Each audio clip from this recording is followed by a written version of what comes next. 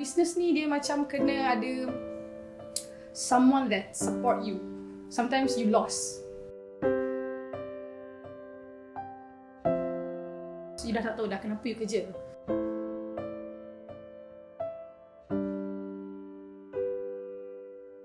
Hi, my name is Amni. This is my husband. Hi, I'm Haniff.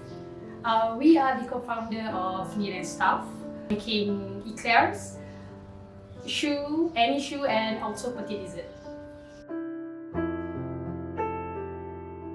For this, I don't really like pastry. I don't know how to make pastry. But then I took this course, and then after that, I go to practical for 3 months, and then I continue to work there as a commis pastry in Colmar Tropical Hotel. So everything dessert kat sana was French dessert. So I learned a lot from there. So I quit my job because I have a problem with my babysitter. But at the same time, I need income. So I found this baker. I love all her products, the details. She just run a small studio, apartment, lebih kurang macam ni juga, with a small 2 oven. I was amazed with how she's handled everything. Yeah, that was inspired us to start a business. Yes, to start a business. That time I was thinking that I can do this. So he asked me, apa yang you minat? I fikir balik, I minat choux. I suka choux. So I discussed together and dia kata, why don't you try make eclairs? Then we started make eclairs. You know, not everyone know what is eclair.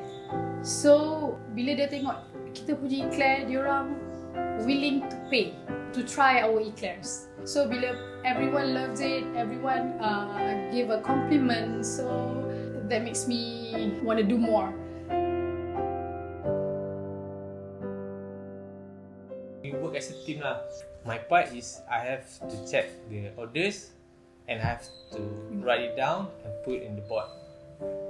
And he will remind me how many eclairs that I need to do for next week.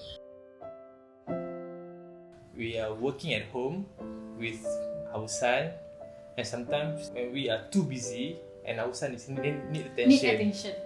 So we have to divide our time, work and family.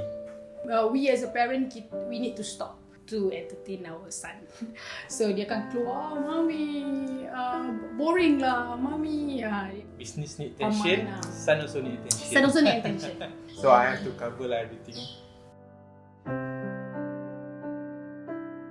Being a pregnant mom is that I tak boleh nak all out macam before this. Meaning that I need to rest, I need to sleep, I need to take nap. Before this, I don't know what is nap. So there's a time you feel demotivated. Usually I will talk to somebody, especially my husband. I will talk to somebody. Bila I talk to somebody, so benda tu yang buatkan I motivated. My husband always say, ingat balik why you start this, why you started this. Try to ingat balik kenapa you buat ni. We still struggling, but then kita dulu pun first kita start with bread, so kita tukar, so kita akan along the way tu kita akan belajar, just do it, try and error. Barang-barang tu semua just pakai je small thing, boleh jual je benda simple dulu, nanti lama-lama you akan jumpa apa yang you nak. Bila you buat pastry, kita kena ada love, kasih sayang dalam produk so that the product akan lagi sedap dan cantik. Macam tu lah. To get a perfect choux, please make sure, the ingredients, make sure everything fresh and in room temperature. You kena control udara yang masuk dekat dalam tu. So waktu you punya paste to warm, you add the egg one by one.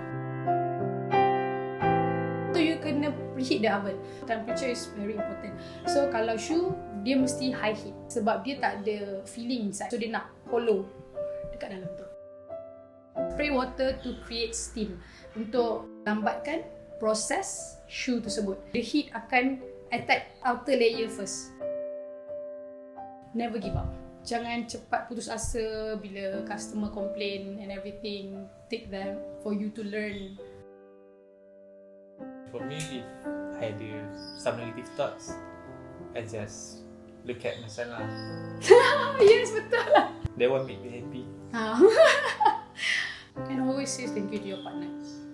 Kita macam tu kan. Kita kalau buat kerja macam even a simple thing, thank you, kita buat macam tu. So kita pun gaduh pun jarang. Ada lah gaduh tapi dia akan diam. I always say sorry and thank you to little things lah. Yes, me too. Thank you, My Weekend Plan, for having us. We hope our sharing is beneficial to all of you because we've been there before. If you want to try our choux or eclairs, you can head to our Instagram, Knead and Stuff. And if you want to learn any baking and cooking tips and tricks, check out My Weekend Plan website and Facebook. That's all for today. Bye.